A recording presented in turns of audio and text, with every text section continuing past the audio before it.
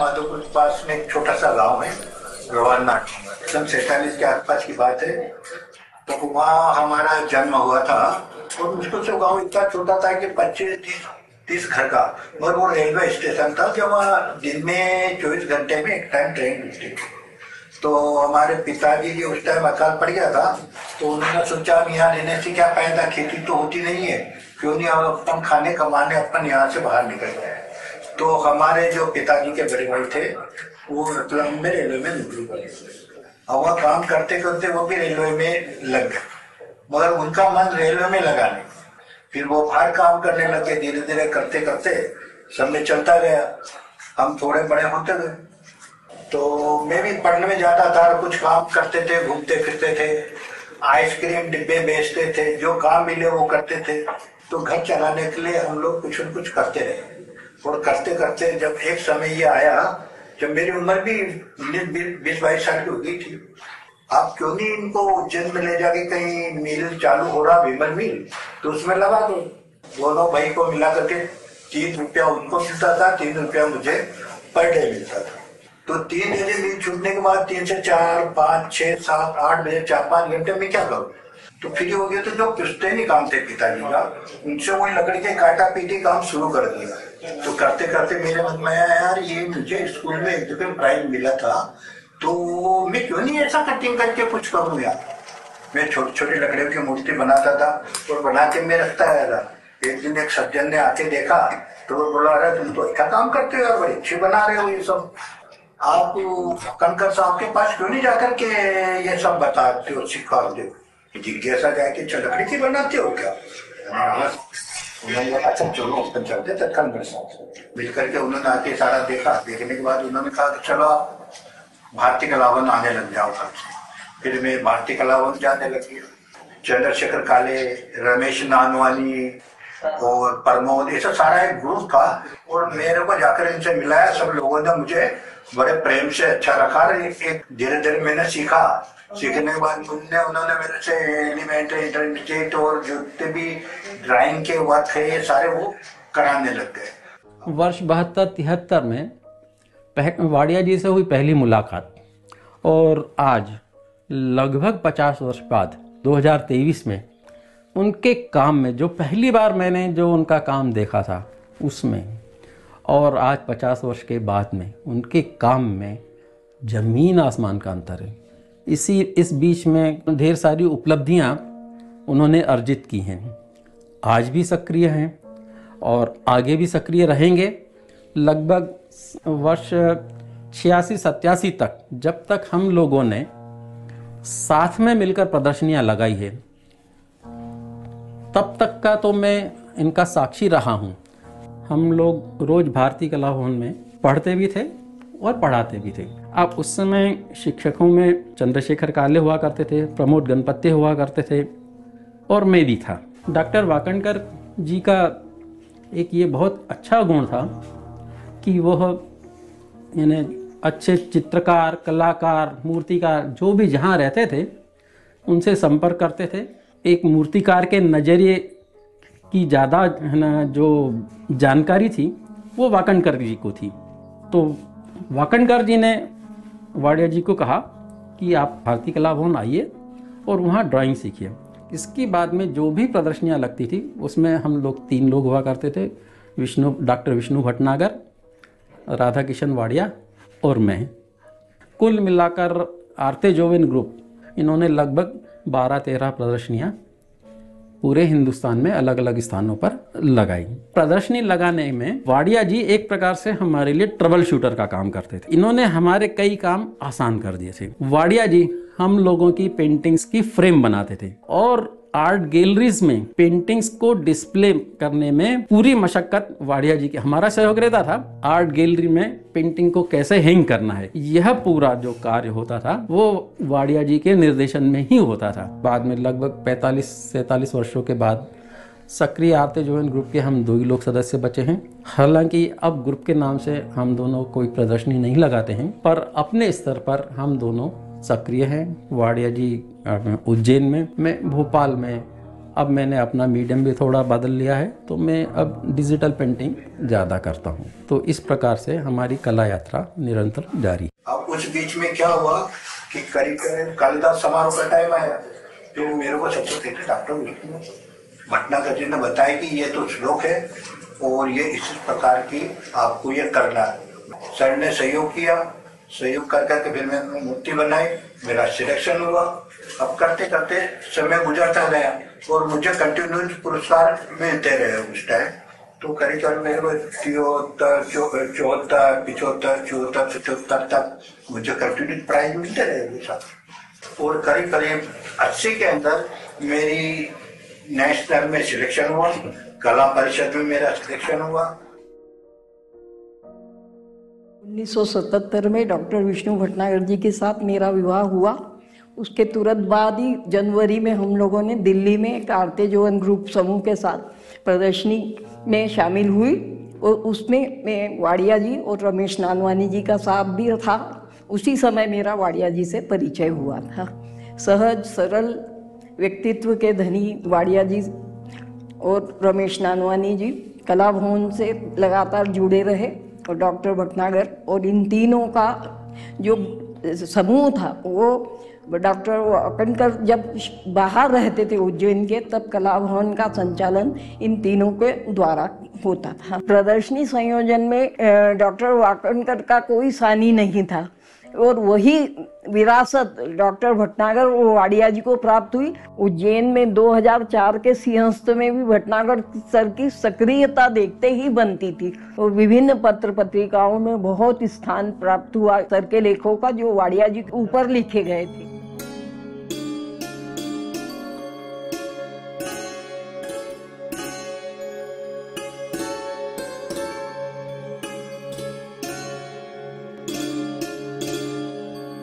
Wakankar sir की नज़र बड़ी पारखी थी। वाडिया साहब गए थे तो शुरू में चित्र ही बनाया करते थे। चित्र बनाते बनाते जब उन्होंने देखा और कुछ उनका शिल्प का काम भी देखा, तो उन्होंने कहा, वाडिया जी आप मूर्तिकला की तरफ अपना रुझान कीजिए। और उनका मार्गदर्शन, उनका प्रोत्साहन सर के लिए वरदान साबित हुआ। और गुरु का आशीर्वाद जिस पे होता है वो आदमी कहाँ से कहाँ पहुँच जाता है। आज वही स्थिति हमारे वाडिया जी के साथ भी है। हम जब कालिदास अकादमी के प्रांगण में जाते हैं तो आदमकद मूर्तियाँ हमें वहाँ पे दिखाई देती हैं। इनमें से कई मूर्तियाँ वाडिया जी ने तैयार की और वो लोगों का ध्यान आकृष्ट करती हैं, उनमें आकर्षण है। और सबसे अच्छी बात यह है कि लोग कोई भी कला चुनते हैं या कोई आर्ट चुनते हैं तो उसके बाद उनके बच्चे उस पर ध्यान नहीं दे पाते। लेकिन वाडिया जी के तीनों बच्चे, श्री राजेंद्र जी, राजेश और महेंद्र, तीनों उन्हीं के साथ लगे हुए हैं और मूर्ति कला को आगे बढ़ाने में अपना योगदान देते हैं। यहाँ तक कि वाडिया जी की धर्मपत्नी शांति देवी, उन्होंने भी अपनी क्षमता के अनुसार इस कार्य में सहयोग दिया।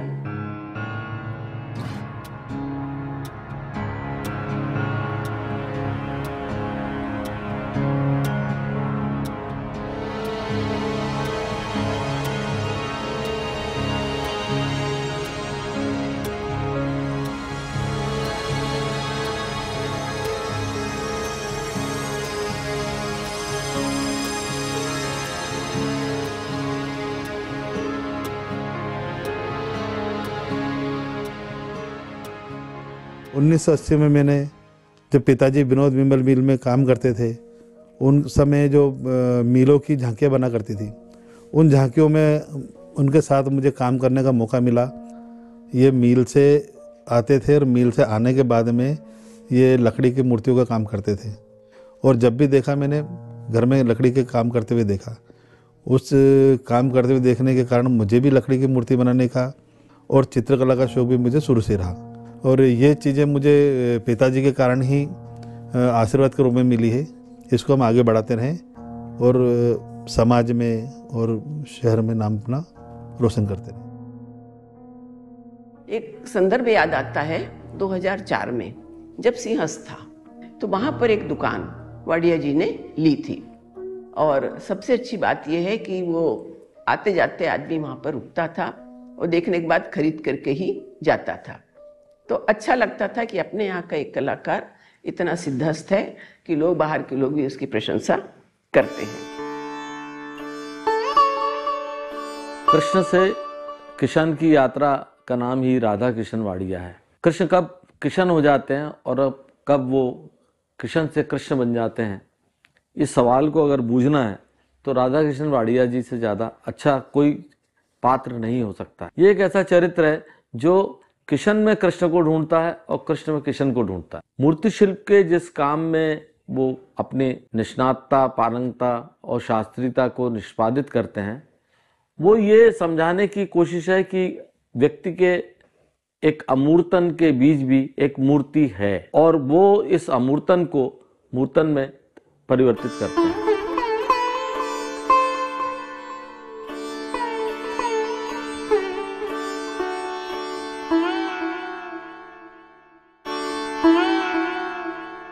उनकी कृतियों के बारे में बहुत सारी धारणाएं हैं कि ये एब्सर्ड हैं, लेकिन वो सब कुछ वह है जो आपके भीतर रूपांकित या अंकित है। वो कभी एब्सर्ड नहीं होते हैं। इस शिल्प को गढ़ना, इस शिल्प को ढूंढना वाड़िया जी की कला है और ये वाड़िया जी की अंतर्दृष्टि। इस अंतर्दृष्टि के कलाकार सामान्यतः अपने आप को विविध प्रकार के उदाहरणों से बचा ले जाते हैं। एक कलाकार एक अच्छे पौधे के लिए वातावरण की बड़ी आवश्यकता होती है।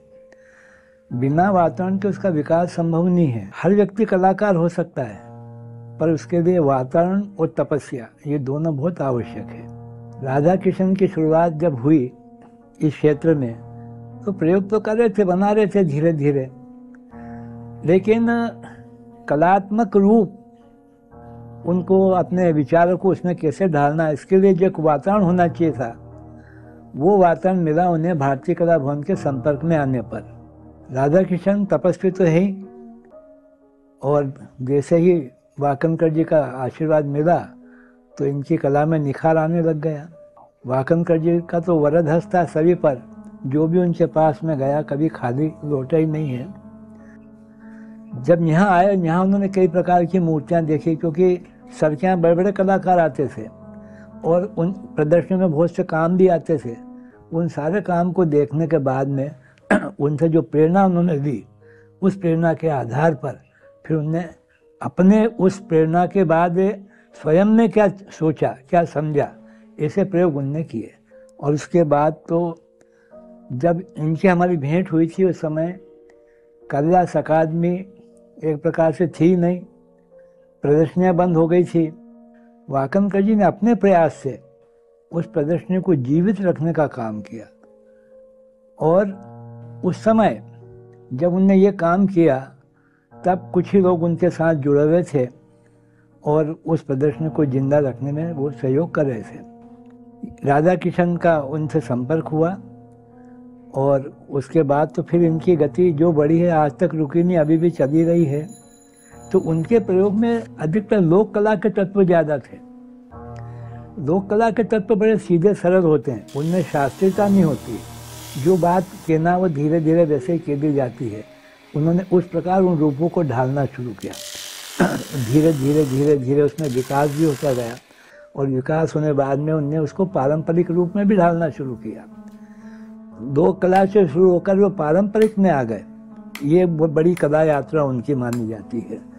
अन्यथा बहुत से लोक कलाकार पारंपरिक में आने में घबराते हैं, वो नहीं आते हैं, लेकिन उन्होंने पूरी छलांग लगाई, और छलांग क्या एक प्रकार की तपस्या थी। वो उस तपस्या से धीरे धीरे उन्होंने पारंपरिक रूपों को गढ़ना शुरू किया।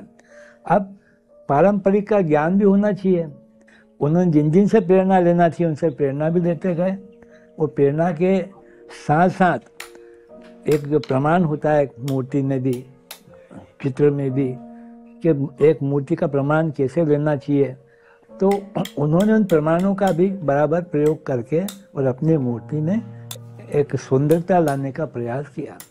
कि मूर्ति कला अपने आप में बड़ा कठिन कार्य है, हर एक के बस का है भी नहीं। मूर्ति को कोरना, मूर्ति को छीलना, पत्थर को छीलना छोटे मोटे काम नहीं है, लेकिन ऐसी कठिन विधा को इन्होंने अपने जीवन में उतारा है। और उसके बाद में खूब प्रयोग भी किए। ऐसा नहीं कि बिल्कुल एक परंपरावादी रहे, उसने प्रयोग भी किए। प्रयोग के साथ साथ उन्होंने उसमें अपनी अभिव्यक्ति भी की, जो वो खुद सोचते थे कि मुझे क्या चाहिए। और प्रयोग के साथ साथ हर बार उसमें कुछ नया देखते थे। और अभी जैसे अकादमी में कैंप भी रखते हैं, उन कैंप में भी उनमें आज भी सीखने की ललक है। जैसे धातु कैंप लगा तो धातु की मूर्तियाँ कैसे बनती है, कैसे ढाली जाती है, बड़े मनोयोग से मोम का प्रयोग कैसे हो रहा है, सब देखा हमने। मृण पात्रों का काम भी हुआ, मृण मूर्तियाँ भी बनी, उसमें भी ये जी जान से जुटे। कालिदास प्रदर्शनी में उज्जैन में जितने प्राइज, जितने पुरस्कार इनको राधा कृष्ण को मिले, किसी को भी नहीं मिले। उसके बाद इन्होंने स्मृति चिन्ह का काम हाथ में लिया, मोमेंटो बनाया काम हाथ में लिया। मैं सोचता उज्जैन में सर्वाधिक मोमेंटो इनके यहीं बनते हैं, और उसमें बड़ी कलात्मकता भी है, क्योंकि खुद भी कलाकार हैं। अब इस यात्रा में उन्होंने कितनी तपस्या की, इसके गवाह हम लोग हैं। और हम तब से लेकर आज तक उनको देखते आ रहे हैं, आज भी वो काम कर रहे हैं। और सबसे बड़ी बात है, कलाकार भी एक ऋषि होता है। 1998 में जब मेरा विवाह हुआ तो सबसे पहले मेरी सासू माँ ने जो मेरा स्वागत किया, और वो वाकिफ़ भी थी कि मुझे कला में रुचि है। फाइन आर्ट्स से मैंने 11th-12th किया था, तो मुझे मतलब आर्ट्स में बहुत रुचि भी थी। तो उसको देखते हुए कि बाई ने कहा, बाऊजी भी चाहते थे कि मैं आगे बढ़ूं और उच्च शिक्षा प्राप्त करूं।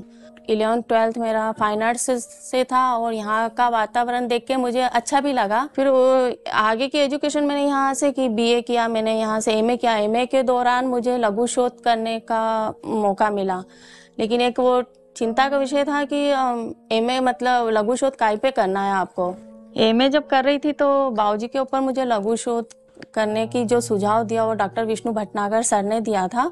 मेरी रुचि को देखते हुए बाऊजी ने और मेरी सासू माँ मतलब मेरी बाई जो थी, तो मुझे एक अच्छा भी लगा कि घर में मुझे ये सब मिल जाएगा करने को, मटेरियल वगैरह। वैसे तो मैं बाऊजी को 94 से जानती थी, क्योंकि मेरी सगाई 94 में हो गई थी।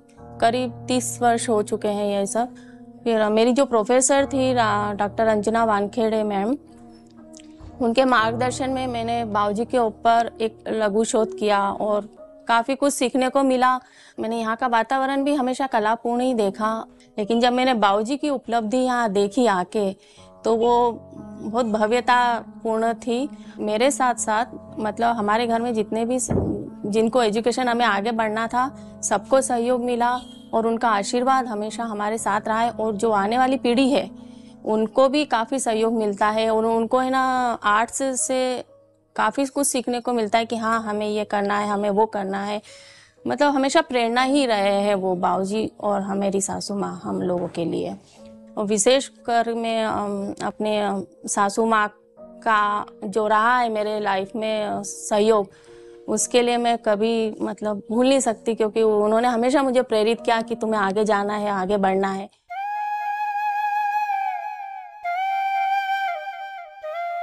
पिछले 50 वर्षों से मैंने जानता हूँ, मैंने इन्हें यायावरी तरीके से सड़कों पर देर रात तक घूमते हुए भी देखा है। मैंने इनको भारतीय कला भवन की मुडेर पर बैठे हुए भी देखा है। एक तरह से विद्यार्थी या समूह के साथ जंगलों में लकड़ियां ढूंढते हुए भी देखा है। ये किस जगह, किस सूखी टहनी के भीतर, किस ठूठ के भीतर एक अपनी भाव या मूर्ति ढूंढ लेते हैं, ये इनकी दृष्टि रहती है। और उसके बाद ये अपनी जो सृजनात्मकता है उसमें अग्रणी हो जाते हैं। तो राधा किशन वाड़िया को आप इस रूप में नहीं देख सकते कि वो जो दिख रहे हैं वो अलग हैं। जहाँ तक सवाल है काष्ठ शिल्प का, ये काष्ठ शिल्प बड़ा अद्भुत है और इसका इतिहास उस रूप में देखेंगे तो और अद्भुत है। जगन्नाथ यात्रा इसका एक बहुत बड़ा प्रमाण है। जगन्नाथ अपने काष्ठ शिल्प के रूप में ही पूजे जाते हैं और वो काष्ठ के रूप में ही बने हुए हैं। ये बात बहुत कम लोग जानते हैं। तो क्या राधा किशन वाड़िया किशन कृष्ण से होकर जगन्नाथ बन जाते हैं? ये जो जगन्नाथ बन जाने का परिवेश है या उनका अपना रूप है, ये अपने आप में अद्वितीय है। उन्होंने बहुत सारे कलाकारों को गढ़ा। वो बहुत मौन है, उनके भीतर एक आंदोलन चलता है, उनके भीतर एक परत है। वो परत जब जब दरकती है तो उसमें से एक ज्वालामुखी निकलता है। क्योंकि ये अपनी कृतियों के बारे में बोलते नहीं है, ये बोलते हैं आप समझिए। आप इसलिए समझिए कि यदि ये इनका मन वो समझ रहा है जो आप समझ रहे हैं, तो ये अपना संदेश देने में सफल हो चुके हैं। ये सफलता के मीटर को राधा किशन वाडिया जैसे कलाकार ही समझते हैं।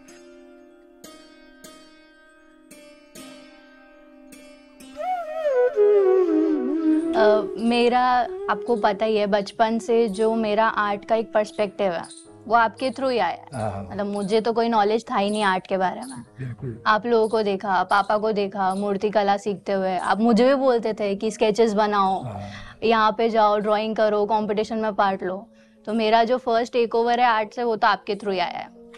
आपको याद है, आप मुझे 2016 में एक बार कालिदास संस्कृत अकेडमी लेके गए थे एग्जीबिशन दिखाने। तो मुझे जब तक घर पे थी तब तक नहीं पता था कि आपका जो ऑरा है आर्ट का वो कितना बड़ा है।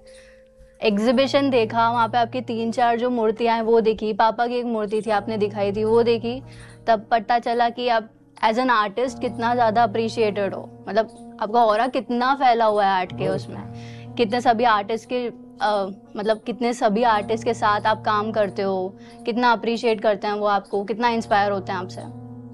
जब तक मैं घर पे थी मुझे पता था कि हाँ आप मूर्ति बनाते हो, आप काम करते हो। बट जब मैं उस एग्जीबिशन में गई, मैंने आपकी 3-4 मूर्तियाँ देखी, पापा की एक मूर्ति देखी, बहुत अच्छे। उस मोमेंट पे रियलाइज हुआ था आपका ऑरा जो आर्ट का है वो कितना फैला हुआ है, कितना बड़ा है। मतलब आपको जो बाकी आर्टिस्ट है वो कितना अप्रिशिएट करते हैं। तो वो एक मोमेंट था जब मेरे को रियलाइज हुआ था कि यार मेरे दादाजी मतलब एक नॉर्मल ग्रैंडफादर से बहुत बढ़कर उनने नाम कमाया है। बहुत प्राउड फीलिंग था वो मेरे लिए। उसी से इंस्पायर होके मैंने फिर अगले साल अपने स्कूल के फन फेयर में की चेन का स्टॉल लगाया था। और वो भी जो मतलब की चेन्स थी वो हैंडमेड थी, आप ही ने बनवाई थी। उस टाइम भी वो जो स्टॉल था वो सबसे हाईएस्ट पेइंग स्टॉल था मेरे स्कूल का। तो उस टाइम भी मैं इतना इंस्पायर हुई थी और इतना ग्रेटफुल थी मैं कि मैं कुछ अचीव कर पाई। वो मेरा फर्स्ट था कि मैं कुछ अचीव किया है मैंने आर्ट के थ्रू। हालांकि मैंने आर्ट परस्यू नहीं किया हायर स्टडीज़ में, but during my BTech journey जो मेरे 4 साल थे, जो एक स्किल थी आपकी कि अपने आर्ट के आप जितना सिंसियर हो, जितना हार्डवर्क करते हो अपने आर्ट के प्रति, उतना ही मैं अपनी स्टडीज़ में सिंसियर थी। मैं बस एक्सपेक्ट करती हूँ कि आपने आपकी लाइफ में जितना अचीव किया है, जितना हार्डवर्क और डेडिकेटेड आप हो आपके आर्ट के लिए, मैं उसका आधा भी अचीव कर पाऊँ तो मेरे लिए बहुत बड़ी बात होगी। तो मेरे लिए जो है आप ही इंस्पिरेशन रहे हो और आपने ही फोर्स किया है कि बेटा अपन को इतना करना है, और आपकी बदौलत ही आज मैं एक इंजीनियर बन गई हूँ। तो थैंक यू फॉर दैट। और मैं बहुत प्राउड हूँ कि मैं आपकी फैमिली को बिलोंग करती हूँ और I am just very proud of you और थैंक यू सभी चीज़ों के लिए। बहुत अच्छा, हमें गर्व है।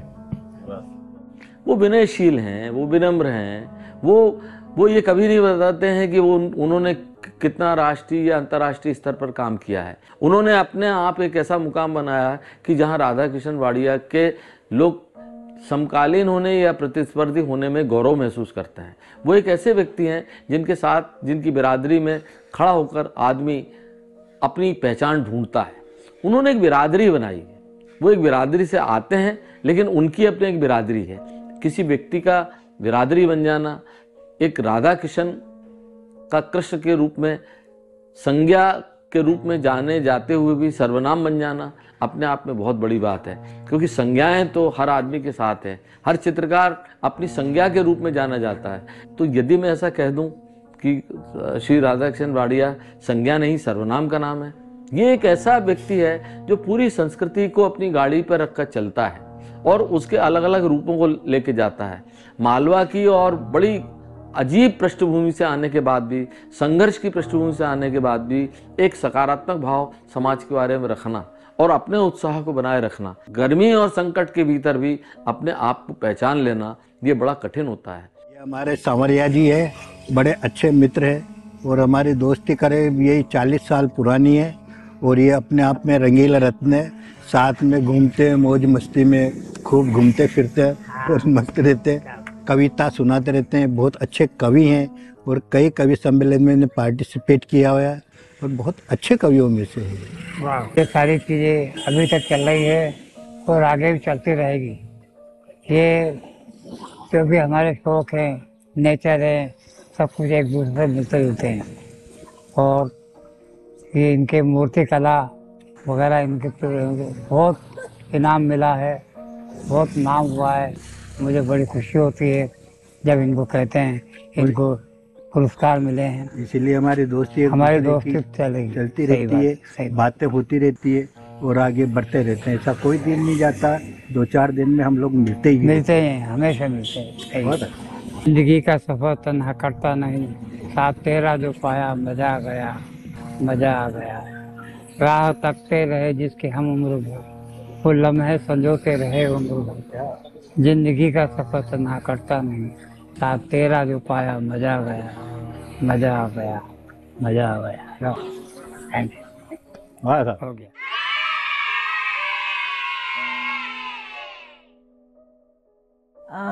वाडिया सर से मेरी मुलाकात हुई सन 2017 में, अप्रैल के महीने में, जब ये क्लब फनकार आर्ट गैलरी की शुरुआत की हमने। तो इनॉग्रल शो में बहुत सारे पेंटिंग्स थे, करीब 40-50 करीब पेंटिंग्स थे। और मैं तो एकदम ही इस फील्ड में इनएक्सपीरियंस, तो मुझे बिल्कुल कंफ्यूज हो गई थी कि मैं कैसे इनका डिस्प्ले करवाऊँ। और सब सीनियर आर्टिस्ट के पेंटिंग्स की कोई पेंटिंग किसी को ओवर शैडो भी ना करे और सब निकल कर ऊपर से आए। तब doctor RP. Sharma Wadia sir को लेकर आए थे यहाँ पे और मुझे मिलवाया। और सर ने तो शायद बस आधे घंटा भी नहीं लगा होगा, सर ने इतना बढ़िया उसका डिस्प्ले कर दिया सब पेंटिंग्स का। और तब से वो दिन है और आज का दिन है। कभी भी गैलरी में कुछ भी काम होता है, मेरे को कुछ भी प्रॉब्लम आती है, कुछ भी, तो सर हमेशा एक ट्रबल शूटर की तरीके से खड़े होते हैं, हमेशा उस दिन से आज दिन तक। और हमेशा सर ऐसे साथ में खड़े रहे हैं गैलरी के कि मतलब मुझे लगता है कि गैलरी का जो मेरा वो है देय है, वो एग्जिबिशंस की बजाय कुछ लोगों से जुड़ाव है, जिनमें वाडिया सर का नाम सबसे पहले मेरे जहन में आता है। फिर 2017 में ही सितंबर के महीने में क्लब फनकार आर्ट गैलरी ने एक नेशनल आर्ट कैंप ऑर्गेनाइज़ किया था। तो उसमें वाडिया सर का सम्मान भी किया गया। फिर हमने उसी साल दिसंबर के महीने में गैलरी में, क्लब फनकार गैलरी में, सर ने अपना एक रेट्रोस्पेक्टिव आर्ट शो भी लगाया, एक सोलो शो लगाया। स्कल्पचर सर के देखने को मिले, काफ़ी टाइम बाद सर के स्कल्पचर्स बाहर निकल कर आए और डिस्प्ले हुए। काफ़ी अच्छा शो रहा था वो। और मेरा तो ये मानना है, लेकिन आज भी, कि सर एक बहुत अच्छे आर्टिस्ट हैं, डेफिनेटली, नो डाउट। बहुत एक डीप इंसाइट है इनका एब्स्ट्रैक्शन में भी, लेकिन उससे भी ज़्यादा अच्छे ये इंसान हैं। एक सर का एक बहुत फोर्सफुल इंसाइट है हर मीडियम में, उनके स्कल्पचर्स को लेके। केवल एक मीडियम तक सर का आर्टिस्टिक टैलेंट रिस्ट्रिक्टेड नहीं रहा, उन्होंने वुड पे भी काम करा है और काफ़ी ह्यूज साइज स्कल्पचर्स बनाए। स्टोन में वर्क किया है सर ने, और अकादमी में भी उनके स्कल्पचर्स लगे हुए हैं, कालिदास अकादमी में यहाँ पे। और उसके साथ साथ सर ने मेटल वर्क में भी काम करा है। तो ये मेरे को लगता है एक काफ़ी एक उनका वो है, पकड़ है हर तरीके की, क्रिएटिव इंसाइट है कि हर मीडियम को कैसे वो एक्सप्लोर कर सकते हैं और उसको किस तरीके से अलग फॉर्म्स और शेप्स देके वो निकाल सकते हैं।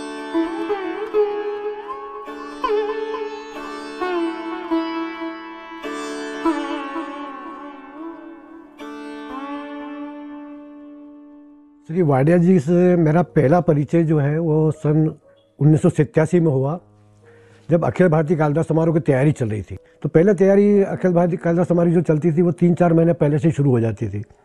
तो मेरा पहला परिचय इनसे हुआ। 1987 से लगा के 2017 तक वाडिया जी ही प्रदर्शनी लगाते रहे, और अभी तो काफ़ी टाइम हो गया, 35 साल से संबंध है उनसे हमारे। और उनमें मैंने देखा गजब का स्टेमिना। 6-6.5 फीट का एक आपको सैंड स्टोन दिया गया, उसमें सब्जेक्ट दिया आपको मूर्ति बनाने के लिए। उस टाइम इनकी शायद 65 साल 70 साल की उम्र थी। उसको जिस पत्थर को काटने में 2-2.5 महीने लगते हैं पूरी मूर्ति बनाने में, आपने 21 दिन का टारगेट दिया, 21 दिन में पूरी बना के दे दी। इतना स्टेमिना। 14 बार राष्ट्रीय अवार्ड मिलना मामूली बात है क्या? 14 बार राष्ट्रीय अवार्ड मिला। शुद्ध रूप से वाडिया जी जो है वो मूर्ति कला में पारंगत है, ऐसा लोग मानते हैं। लेकिन मैंने इनको देखा है कि चित्रकला में इतनी गजब की पकड़ है, मतलब आर्ट के मामले में जो पकड़ है वो इतनी मजबूत है इनकी कि इनका कोई हाथ नहीं पकड़ सकता।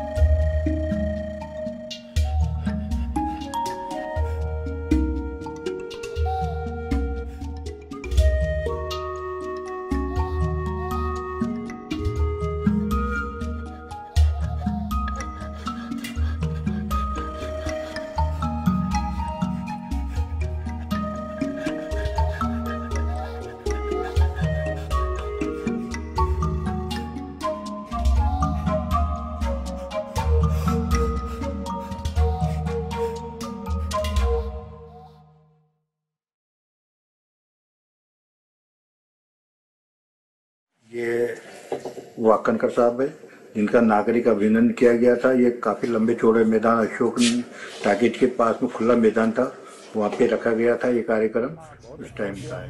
उसी बीच में सर की एक दफे तबीयत खराब, तो मुझे बड़ा अजीब सा लग रहा था। मैं उनको एक टक देख रहा था तो बोला क्यों वाडिया क्या देख रहे हो? मैंने बोला सर मुझे कुछ अच्छा नहीं लग रहा, आपकी तबीयत कुछ ज्यादा खराब लग रही। तो सर ने मुझे एक ही जवाब दिया, क्यों बीमार होने का ठेका क्या आपने नहीं लगा रखा है क्या? मैं बीमार नहीं हो सकता हूँ? सब बीमार तो हो सकते हैं, जो मुझे लग रहा है वो अच्छा नहीं लग रहा है। तो मैंने बोला ठीक, उसको 1-2 रोज बाद तो उनको वो जो लकवा आ गया उनको, और उसको टिचोथा में भर्ती किया। अब वो गए तो सब लोग हम उदास थे, सारे लोग आते जाते देखते रहे। थोड़ी तबीयत उनकी सुधार हुई तो उस टाइम भी उन्होंने एक बड़ी अच्छी सी बात की जो आज भी मुझे कभी कभी उस घटना को याद आती है। अरे वाड़िया जी, किससे क्या? अरे मैंने साहब मैं तो बहुत अच्छा हूँ, आप बताओ आप कैसे हो? अरे मैं भी बहुत अच्छा हूँ, देखो मैंने 50 किलोमीटर वो साइकिलिंग की है, देखो बहुत अच्छा हूँ मैं। मैंने बोला साहब अच्छे तो हो, ठीक है। फिर उन्होंने वही एक किस्सा सुनाया, देखो वाड़िया जी मेरे को रात एक सपना आया। मैंने बोला साहब अभी भी आप मजाक करना भी छोड़ा क्या आपने, ऐसे तबीयत खराब है भी? अरे नहीं हकीकत है, मुझे लग रहा है कि आप बड़ा सा मंदिर बना रहे हो, बड़ा सुंदर सा दिख रहा है और आप उसे बना रहे हो, और मेरे को देख के बड़ी प्रसन्नता हुई वो सारी। तो मैंने बोला सर ऐसी क्या बात करते हो? कि नहीं मैं सही बोल रहा हूँ। अब सर ठीक होकर के उज्जैन आ गए। उस दौर में हमारा सिर्फ पुराने सी तरह कलावन में आना जाना सारा सिस्टम चलता रहा।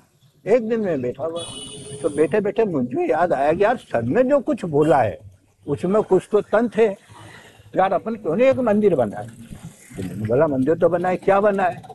तो मुझे याद आया यहाँ महाकाल मंदिर बहुत फेमस जगह है, क्यों नहीं अपन मंदिर बनाए? बोला मंदिर का तो अपने पास न ड्राइंग है, न स्केल है, न नाप है, न कुछ भी नहीं है, अपन बनाएंगे कैसे? फिर मुझे लगा, मैं महाकाल गया, आगे पीछे चारों तरफ से देखा, जितना समझ में आया। फिर दूसरे दिन गया, फिर उसके पिलर्स आगे का सारा साइड देखा, सब देखा। अब देखते देखते मैंने एक दिन अपने जो मन से प्रोपोर्शनल जो ड्राइंग बनाई उसे मैंने बनाई और बना करके और जो बनाई दिया वो मॉडल। तो वो थोड़ा गड़बड़ा तो रहा था क्योंकि उसका स्केल नाम तो था नहीं, सब ऐसे ही था वो।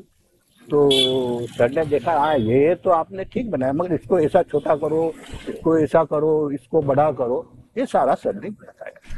फिर उसके बाद मैंने बनाया, उसमें वो सुधार आया, और सुधार आते आते वो मंदिर महाकाल का इतना बढ़िया बना कि आज देश विदेशों में बड़े बड़े लोगों के पास वो चले। वो सर की मुझे बात आज भी याद आती है कि उनकी कितनी अमर वाणी थी जो उन्होंने करा था।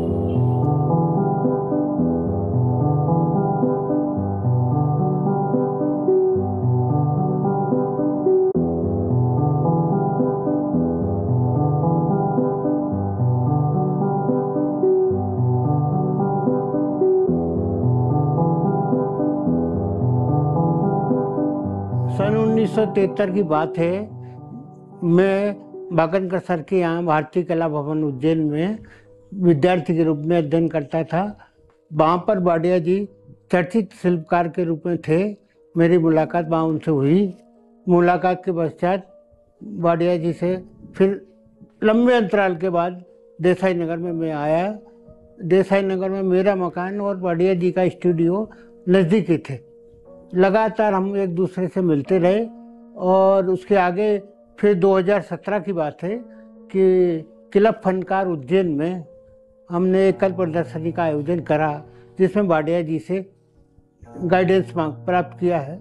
वाडिया जी ने पूरा काम उसको एग्जीबिशन लगाने में दिया और हमको समझाया भी कि किस तरह से कैसा क्या करते हैं। और एग्जीबिशन के पश्चात फिर लगातार वाडिया जी से हम संपर्क में रहे और कई जगह आर्ट के कार्यक्रम में, सभाओं में, मीटिंग में लगातार रहे। जब से आज तक बराबर हमारी जोड़ी बनी हुई है और हम दोनों बहुत प्रसन्न हैं। वाडिया जी सरल और बहुत अच्छे इंसान हैं। वो सूखी हुई लकड़ियों में जीवन ढूंढते हैं। वो कभी हरी टहनी को तोड़ना पसंद नहीं करते। उनको हरितमा का जीवित रहना, उसका विकसित होना ज़्यादा पसंद है। क्यों?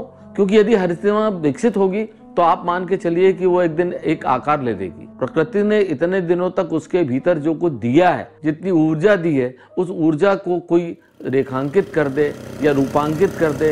ये जो रूपांकन है दरअसल ये वाडिया जी की अंतर ऊर्जा है।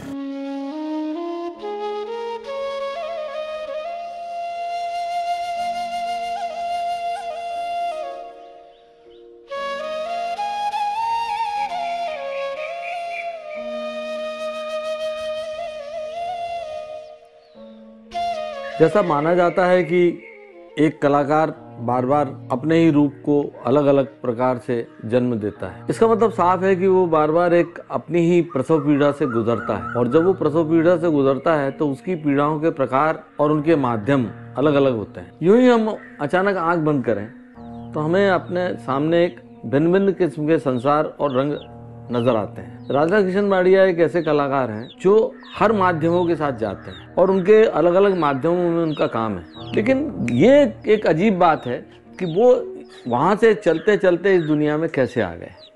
वो चलते चलते इस दुनिया में इसलिए आए क्योंकि उन्होंने एक सच्चे कलाकार को अपने भीतर पहचाना। वो बार बार जन्म दे रहे थे अपने आप को और बार बार उस प्रसव पीड़ा से गुजर रहे थे। ये जो कलाकार की अंतर चेतना में प्रसव पीड़ा है, उसमें उनके काम में स्थूलता नहीं है, उनके कर्म में स्थूलता नहीं है, ठहर जाना उनका नाम नहीं है। तो क्या हम ऐसा कह सकते हैं कि राधा किशन वाडिया ने यदि कालिदास को छुआ तो उन्होंने जनजीवन की समस्याओं को भी छुआ, उन्होंने सामान्य रूपों को भी छुआ, और ख़ास तौर से उस समय जबकि जीविका का संकट है समाज में, कलाकारों के लिए अपने आप में जीने के लिए बहुत सारी परेशानियां खड़ी होती हैं, उन परेशानियों से जूझना और अपने काम को जीवित रखना, ये दरअसल राधा किशन वाडिया जी की विशेषता है। और ये इनके मूर्ति शिल्प में अलग अलग माध्यमों से आने के बावजूद भी एक माध्यम की ओर जाके खड़ा हो जाना है। उन्होंने सिर्फ इतना ही नहीं किया बल्कि कलाकारों को एक जीविका की क्या जगह हो सकती है उस पर भी काम करने की स्थान दिया।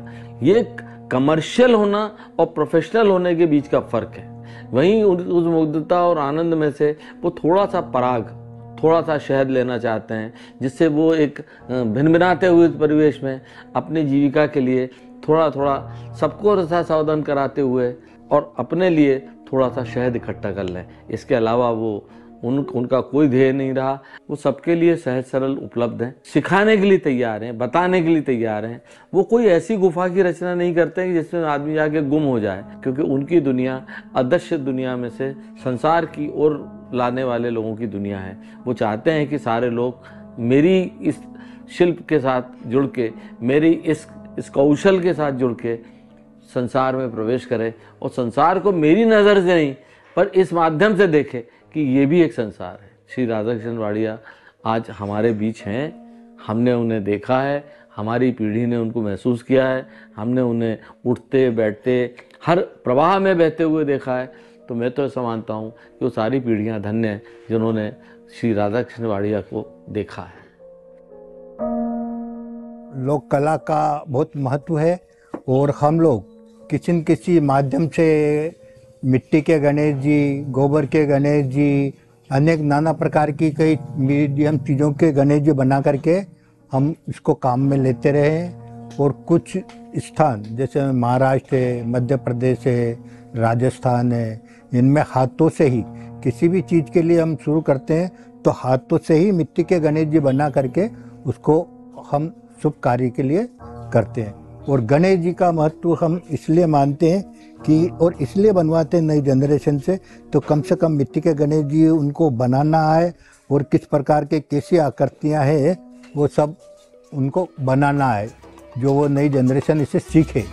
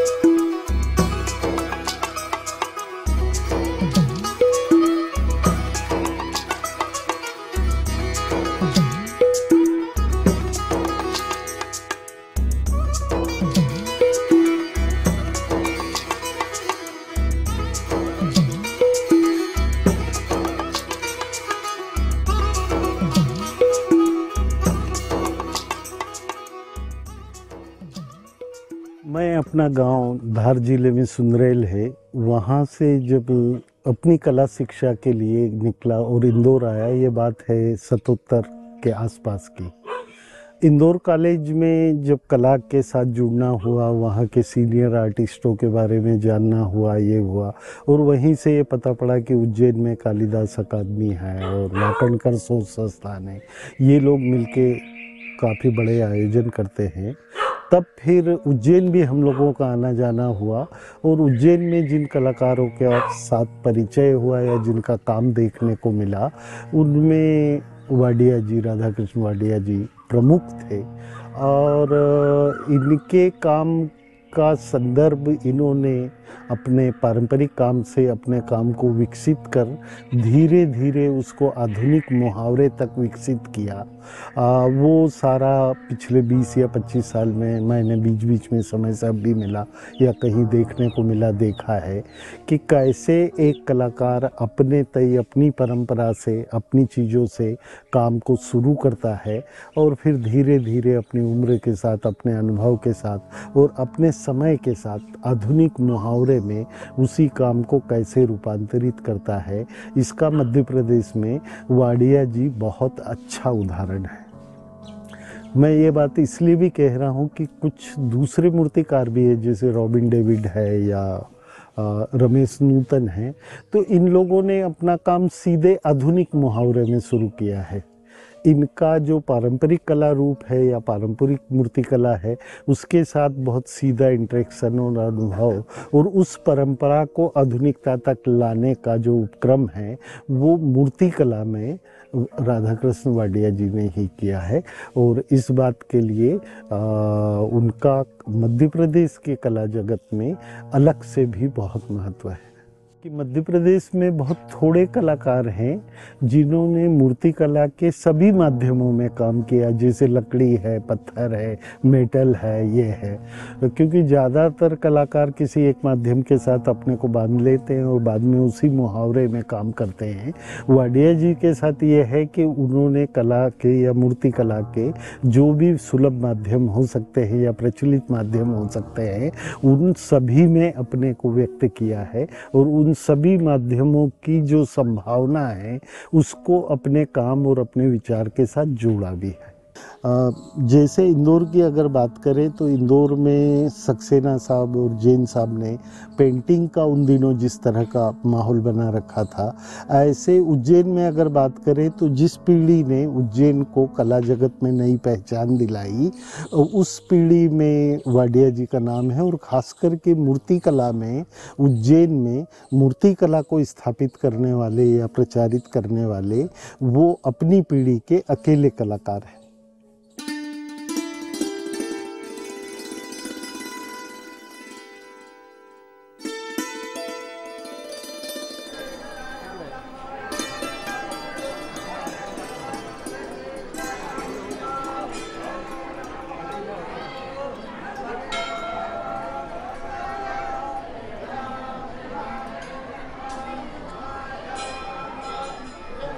ये इस प्रकार की मूर्तियां देश भर में बहुत ही कम देखने को मिलती है।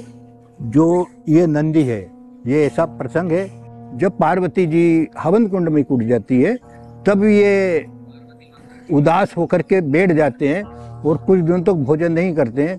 तो जो इनके दास है, इनके सामने रखा हुआ है वो थाली का लड्डुओं का इनका भोजन प्रसादी, मगर वो इतना व्याकुल है कि उसको ग्रहण नहीं कर रहा है। ये शिव की अद्भुत पिंड है, क्योंकि अभी तक जितने भी हमने पिंडें देखी है उसमें ऊपर पीछे की तरफ सर्प रहता है। इसमें उस कलाकार ने आगे की तरफ सर्प बनाया।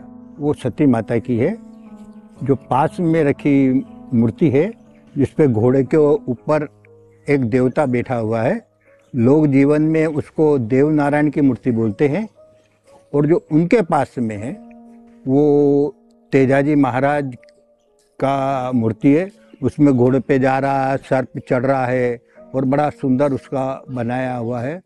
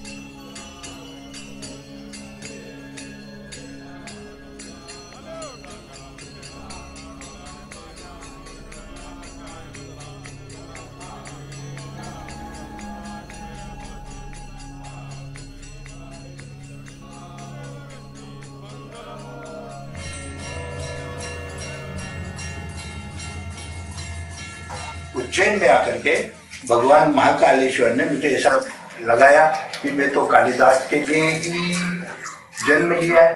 77 साल में मैं आज भी सक्रिय रूप से मैं काम कर रहा हूँ और ये बहुत बड़ी देन है भगवान की जो मैं लगा हूँ। उस वक्त 75 साल मेरे काम के पूरे हो गए तो करते करते मुझे ये एहसास हुआ है कि मुझे जो कला से जो सम्मान मिला है, काम मिला है, पैसा मिला है, मेरा पूरा तीनों बेटे इसमें जुड़े हुए और आज जो भी उपलब्धि है ये सारे इस कला से जुड़े हुए से किया है। अच्छा मकान है, मेरा अच्छा परिवार, मुझे बड़ी संतोष है कला से कि मैं अच्छा काम किया है।